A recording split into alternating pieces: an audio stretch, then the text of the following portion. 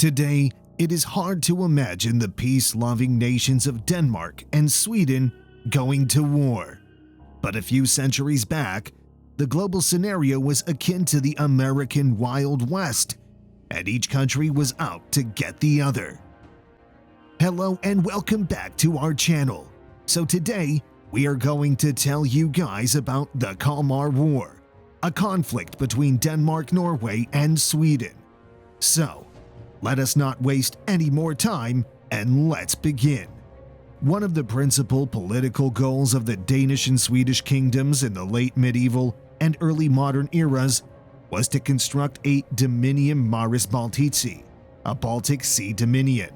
The Danish and Swedish fleets played a minor part in the conflict for the Dominium Maris Baltici Northern Wars, since the Dominion was to be achieved by control of important coastlines through land warfare. Many European powers relied on the Baltic Sea. It was a source of essential minerals, as well as a rising market for a variety of goods. The region's importance was such that it piqued the curiosity of nations with no direct access to it, such as Austria and France. Sweden and Denmark attempted to achieve entire control of the sea for several centuries, a policy that was challenged by other local and international powers. One of the key aims of Denmark and Sweden's policy has been stated as controlling the Baltic.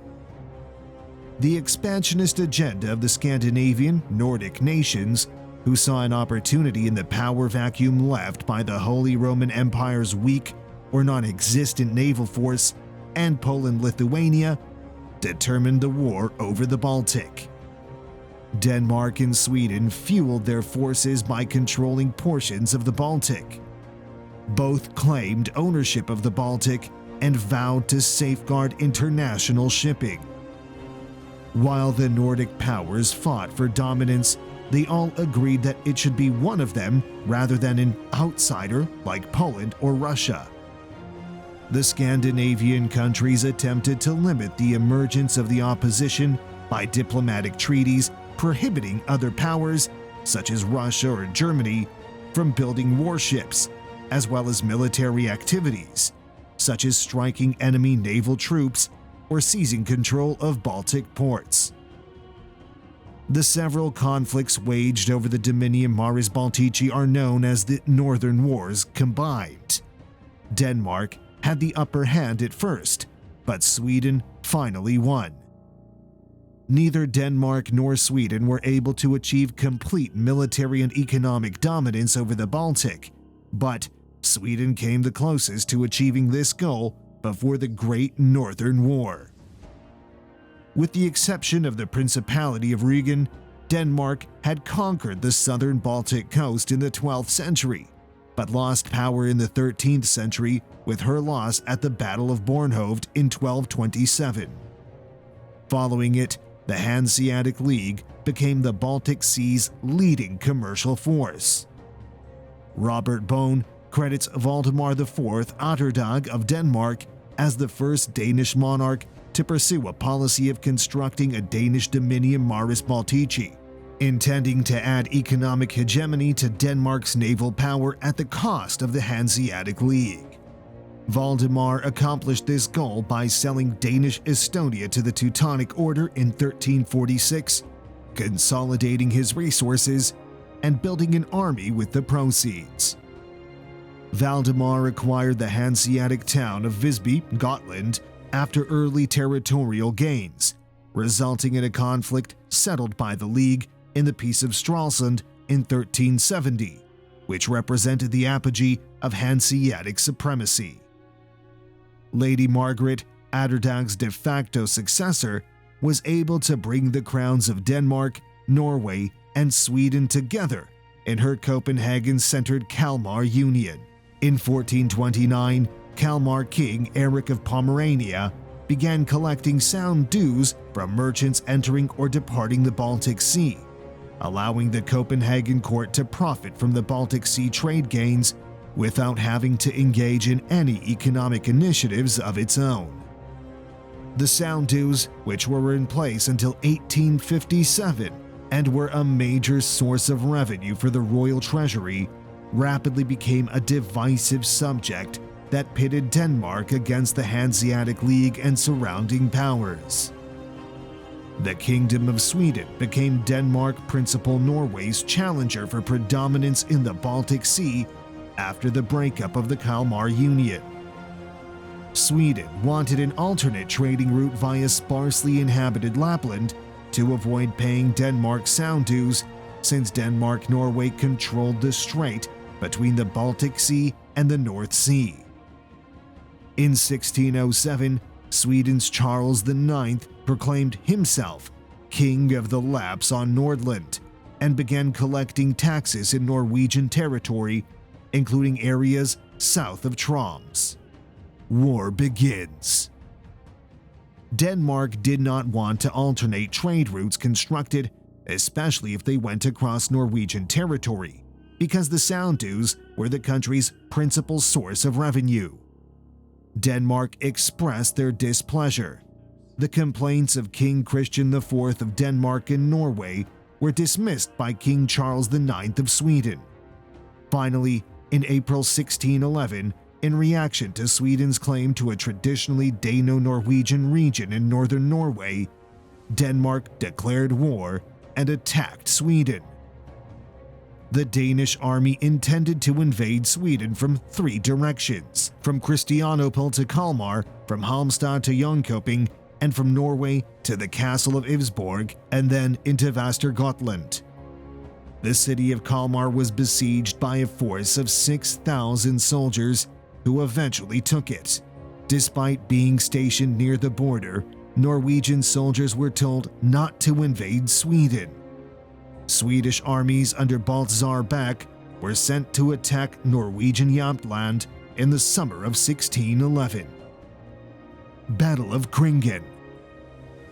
During this time, another famous battle was fought. The Battle of Kringen involved an ambush by Norwegian peasant militia of Scottish mercenary soldiers who were on their way to enlist in the Swedish army. Sir James Spens recruited and forced the Scottish soldiers, Skottetaget, into duty, allegedly against the wishes of James VI, who backed the Danish side in the conflict.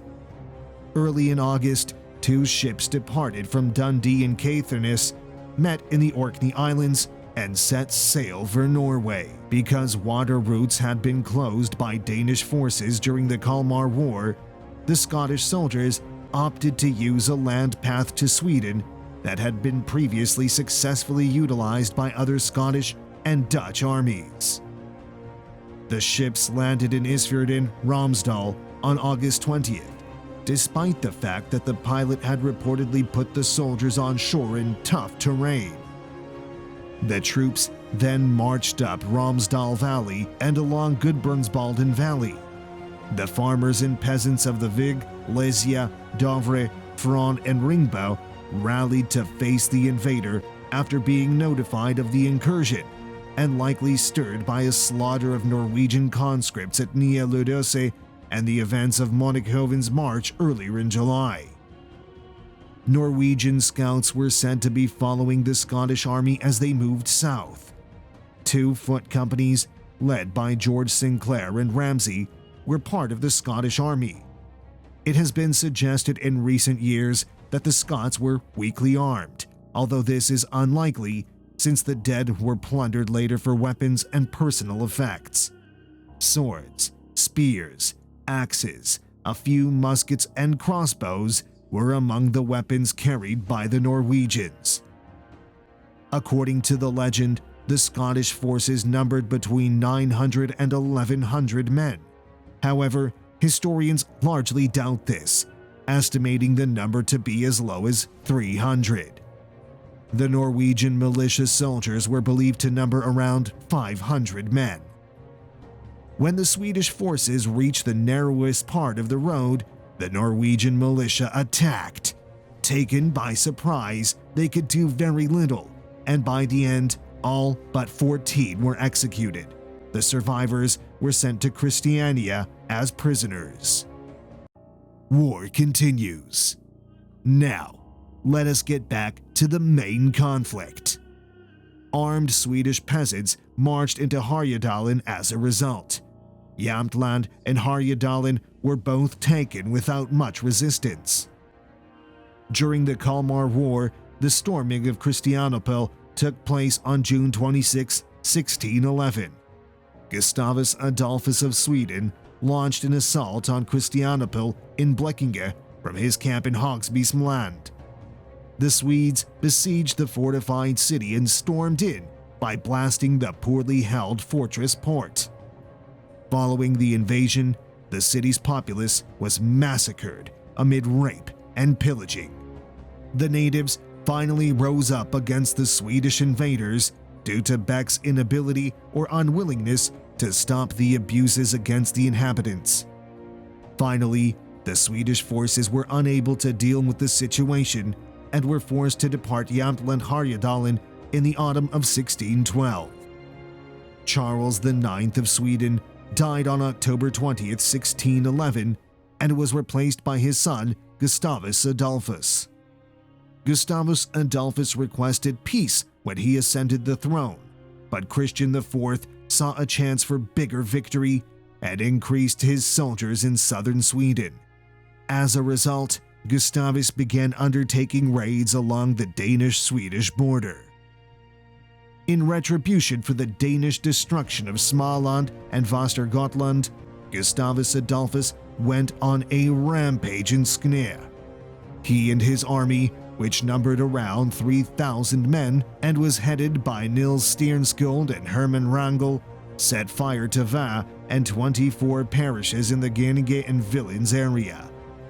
The king and a small force were at Vitsjö on the 10th and 11th of February 1612. The Danes attacked early in the morning, and the king and his party fled north beyond Vitsjö Skans to Dragsund, now Vermesen or Wien. Because the Danes controlled the river bridge, the monarch was obliged to attempt to cross by riding across the ice. When the ice cracked, the king and his horse were swept away into the river.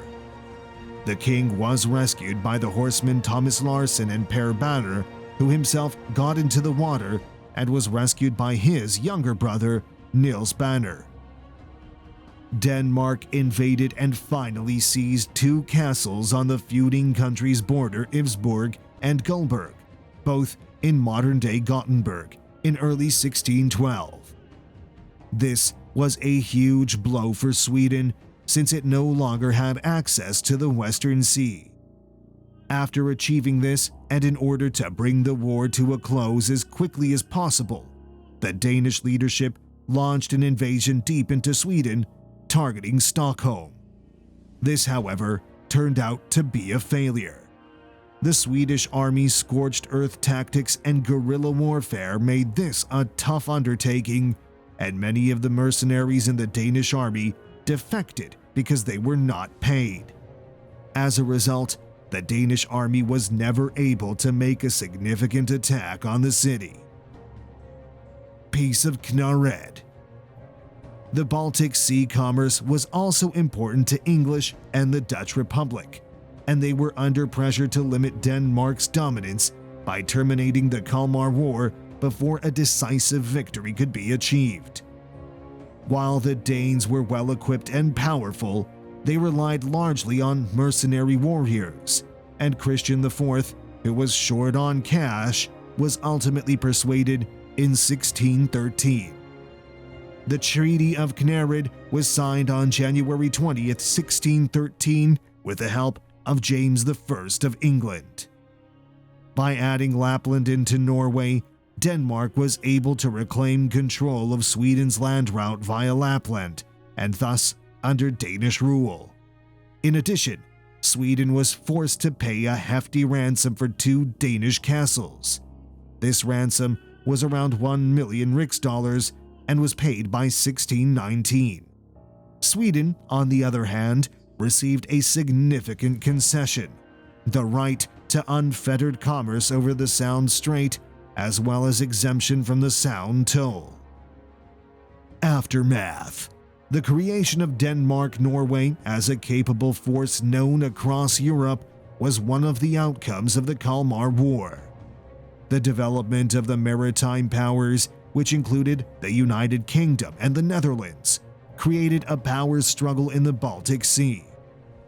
In order to confront King Christian IV's military might, Archduke Albert of the Habsburgs requested assistance from the Hanseatics. Sweden would rebound under Gustavus Adolphus because the Dano-Norwegian alliance did not win absolute victory. Surprisingly, during the 30 Years' War, Sweden, the Danish, and the Norwegians would form a short alliance. The Kalmar War was the last triumph for the Dano-Norwegian alliance against Sweden until the Treaty of Kiel in 1814, when Norway was finally drawn into a union with Sweden. The Kalmar War, as well as the Northern 7 Years' War, marked the start of centuries of antagonism between the Norwegians and the Swedes, which had a significant impact on the intrigues of the personal union between the two countries following the Dano-Norwegian defeat in 1814. Rather than yielding Norway to Sweden as stipulated in the Treaty of Kiel, Norway refused to be controlled by Sweden and declared independence in a brief conflict known as the Norwegian War of Independence.